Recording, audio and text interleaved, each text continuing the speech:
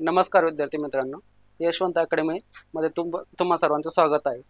आज जो आपला ग्रुप बीचा पेपर झाला त्याचे आपण चालू घडामोडीचे जे प्रश्न आले होते त्याच्यावर संभाव्य उत्तर बघूया. माझ्याकडे सेट बी आहे आणि बी सेटमध्ये प्रश्न क्रमांक 36 ते 50 मध्ये चालू घडामोडीचे प्रश्न आहे. तर आपण त्याची उत्तरे बघूया.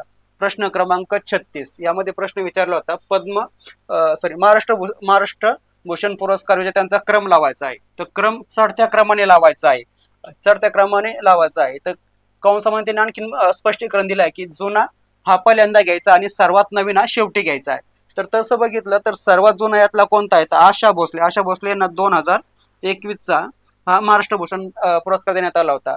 त्यानंतर आप्पासाहेब धर्माधिकारी यांना 2022चा हा महाराष्ट्र भूषण देण्यात आला होता. त्यानंतर अशोक सराफ यांना 2023चा देण्यात आला होता आणि 2024चा जो पुरस्कार आहे तो राम सुतार यांना देण्यात आला होता. त्यानुसार डी 1 नंबरला येतो, बी 2 नंबरला येतो, सी 3 नंबरला येतो आणि ए 4 नंबरला येतो. तर त्याचं उत्तर पर्याय क्रमांक उत्तर 4 योग्य उत्तर असेल. हा पुढील प्रश्न क्रमांक 37. हा AI संबंधित हा प्रश्न विचारला आहे. प्रश्न आहे की खानमिगो हे या क्षेत्राशी संबंधित असलेले कृत्रिम बुद्धिमत्तेवर आधारित ऍप आहे. तर एक खानमिगो हे कोणी तयार केलं होतं? खान अकॅडमी नावाची एक संस्था आहे. त्या संस्थेने हे AI ऍप तयार करण्यात आले. खानमिगो ऍप तयार करण्यात आले आणि त्याचा जो संबंध आहे तो आहे शिक्षण या क्षेत्राशी त्याचा संबंध आहे. पर्याय क्रमांक 4 त्याचं योग्य उत्तर असेल. पुढील प्रश्न क्रमांक आहे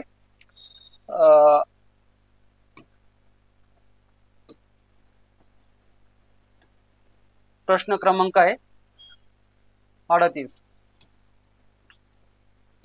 खालीलपैकी कोणती बाब ही उभ्या शेतीचा फायदा नाही? म्हणजेच उभी शेती म्हणजेच व्हर्टिकल फार्मिंग. व्हर्टिकल फार्मिंग म्हणजे काय की जे साधारणतः जी शेती अशी तळावर तर असलेल्या शेतीप्रमाणे केली जाते, त्याप्रमाणे केली जाते त्याला उभी शेती असे म्हणतात. साधारणतः इथं पीक लावलं जातं, इथं पीक लावलं जातं, इथं पीक लावलं जातं. तर यामुळे काय फायदा होतो तर पाण्याचा वापर कमी लागतो. बरोबर आहे. जर आपल्याला ही शेती जर अशी मोकळी असली तर तिला जास्त पाणी लागणार आणि तळावर असणार तर त्यामुळे पाणी कमी लागणार. त्यानंतर आहे बारामाही पिकांचे उत्पादन, 2 ते 3 बारामाही पिकांचे उत्पादन हे पण घेता येईल. बरोबर, हा एक फायदाच आहे त्याचा. कारण ही या शेतीमध्ये पिके घेतली जातात ती साधारणतः ती पिके भाजीपाला या टाईपचे असतात आणि या प्रकारचे असतात आणि ती 2 ते 3 महिन्यात ही एक पिकं निघून जातात. साधारणतः 2 ते 3 महिन्यात जर एक पीक निघालं तर वर्षातून 2 ते 3 पिके निघतात आणि बारामाही पण निघतात. त्यानंतर आहे शेतीयोग्य वापरावरील अवलंबत्व वाढले तर नाही. तर यामुळे काय झालं की शेतीवरची अवलंबत्व कमी झाली. कारण काय की ह्या जमिनीवर जर आपण इथं वेगवेगळे पिकं घ्यायला लागलो ते ज्या इकडे 5 एकर मध्ये जे पिकं घेत होतो तर ते ही 2 एकर मध्ये सर्व पिकं घेता येतात. त्यामुळे हे त्याचा तोटा हा एक प्रकारचा त्याचा तोटा समजला जाईल. आणि एक आहे की वाहतुकीचा खर्च कमी झाला की बरोबर की ज्या गोष्टी आपल्याला साधारणतः आपल्याला या ज्या गोष्टी इथपर्यंत आणायच्या होत्या तर त्या आपल्या सर्व गोष्टी एक ठिकाणी भेटायला लागल्या. त्यामुळे वाहतुकीचा खर्चही कमी झाला. मग त्यांनी विचारलं की यातला तोटा कोणता तर त्याचा पर्याय क्रमांक येतील याचं योग्य उत्तर असेल.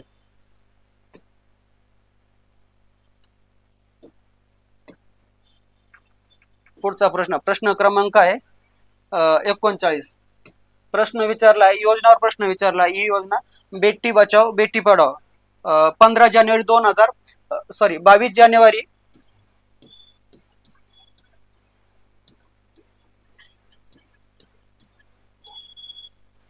2015ची ही योजना आहे. महिला व बाल विकास मंत्रालयाची ही योजना आहे. या योजनेचा उद्देश काय विचारला आहे तर उद्देश आहे की लिंग समानता आणि मुलींचे शिक्षण हे याचं योग्य उत्तर असेल.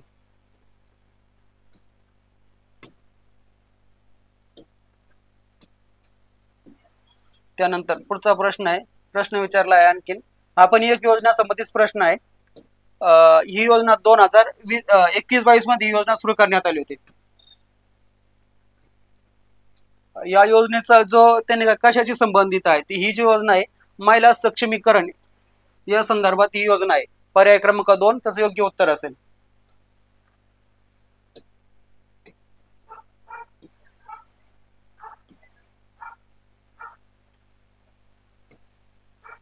पुढील प्रश्न, प्रश्न क्रमांक 41.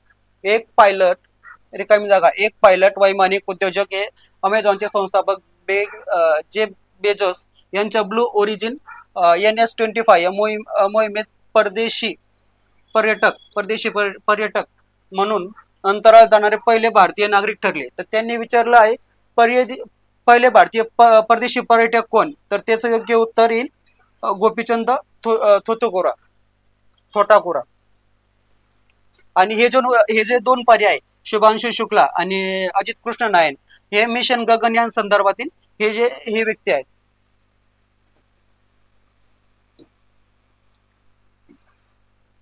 पुढील प्रश्न, प्रश्न क्रमांक 42. प्रश्न विचारला आहे 2024च्या सार्वत्रिक निवडणुकीमध्ये निवडणूक लढवणाऱ्या महिला उमेदवारांची संख्या किती. त्यामध्ये महिला उमेदवारांची जी संख्या होती ती होती 800. आणि 800 पैकी 74 महिला निवडून आल्या होत्या. त्यामुळे पर्याय क्रमांक 2 याचं योग्य उत्तर असेल.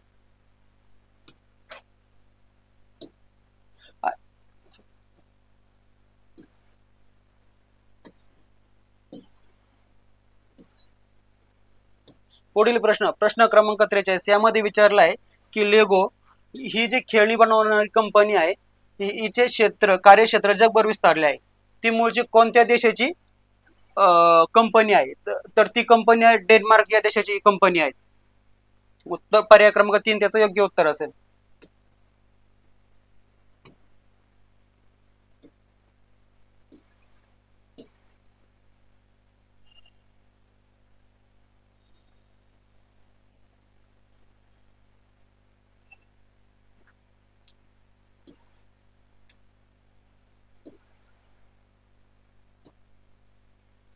पुढील प्रश्न जरा खालीलपैकी योग्य कथन कोणते. हे जो प्रश्न आहे हा प्रश्न आहे जे पद्य पुरस्कार दिले जातात त्यावरील हा प्रश्न आहे. 2025 मधील पुरस्कार हे प्रश्न विचारले आहेत. तर 2025 मध्ये मनोहर जोशी आणि पंकज उदास यांना पद्मविभूषण पुरस्कार देण्यात आले होते. की देण्यात आले होते, बरोबर आहे, देण्यात आले होते. त्यानंतर अच्युत पालव आणि अशोक शराफ यांना पद्मश्री पुरस्काराने सन्मानित करण्यात आले होते, 2025 मध्ये आले होते. त्यामुळे दोन्ही उत्तर योग्य आहे. पर्याय क्रमांक 3 याचं योग्य उत्तर आहे.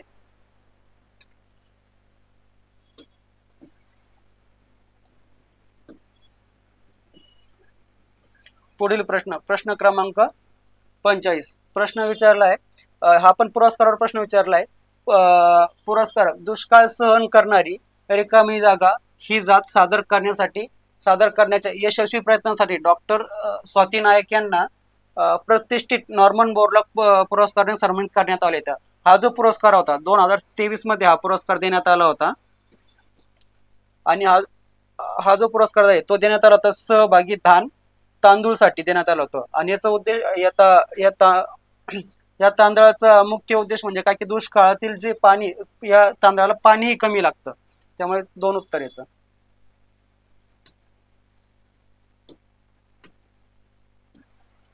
पुढील प्रश्न, प्रश्न क्रमांक विचारलाय 46. प्रश्न विचारलाय ब्रिक्स या परिषदेचा प्रश्न विचारला होता. 17 ब्रिक्स परिषद 2025 मध्ये लक्ष केंद्रित आलेले विषय कोणते. तर ही जी परिषद झाली होती ही ब्राझील येथे झाली होती. आणि हिचा उद्देश काय, कोणते विषय लक्ष केंद्रित आले होते. पहिलं पर्याय क्रमांक 1 जागतिक प्रशासन संस्थांमध्ये सुधारणा करणे, बरोबर आहे. दुसरं आहे की बहुपक्षीयतेला प्रोत्साहन देणे, हे पण बरोबर आहे. सामाजिक विषमतेला संबोधित करणे, तर याचं उत्तर येणार नाही. आणि चौथं आहे की याच्या नियंत्रणासाठी सर्वसमावेशक चौकट प्रस्थापित करणे.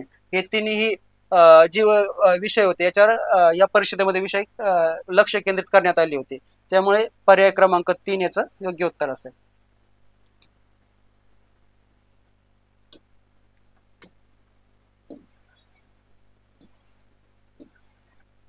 पुढील प्रश्न, प्रश्न क्रमांक 47. खालीलपैकी कोणते कथने योग्य आहे.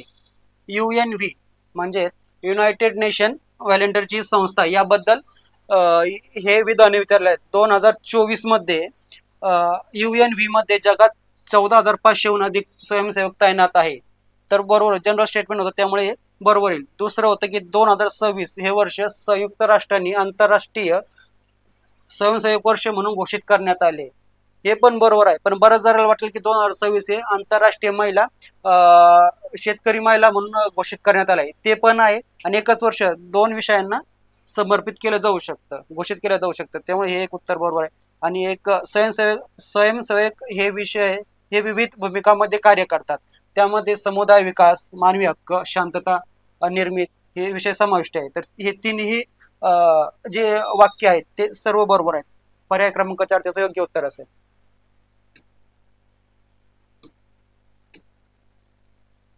पुढचा प्रश्न क्रमांक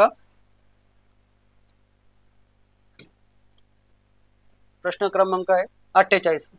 रिकामी जागे यांना एप्रिल 2025 मध्ये अधिकृतपणे आयर्लंडचे सर्वात तरुण पंतप्रधान म्हणून डल्बिन मध्ये पदभार स्वीकारला. तर त्याचं योग्य उत्तर येईल पर्याय क्रमांक 4. आता लिओ देवराडकर हे यांच्यापूर्वी होते, म्हणजे यांचा कार्यकाळ संपून यांचा सुरू झाला. पर्याय क्रमांक 4 याचं योग्य उत्तर असेल.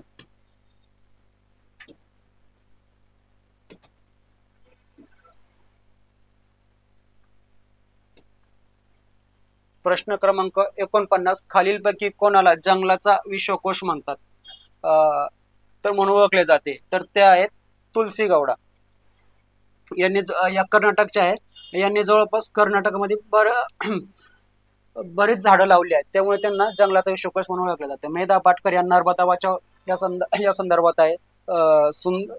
सुंदरलाल बहुगुणा हे जंगल बचाव संदर्भात आहे. आणि सलीम अली हे पक्षी तज्ञ आहेत. पर्याय क्रमांक 4 योग्य उत्तर असेल.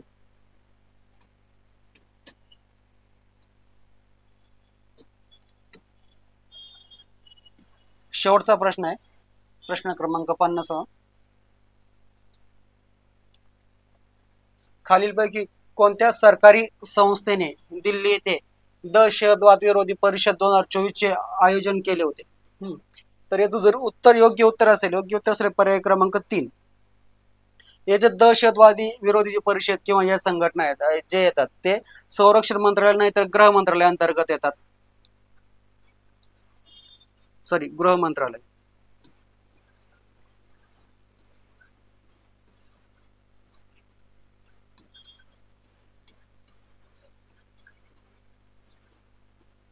आणि केंद्रीय सीबीआय पण नाही त्याचा, आणि रॉ ही गुप्तपणे कार्य करणारी संस्था आहे, त्यामुळे त्याचं हे पण उत्तर येणार नाही. पर्याय क्रमांक 3 त्याचं योग्य उत्तर असेल.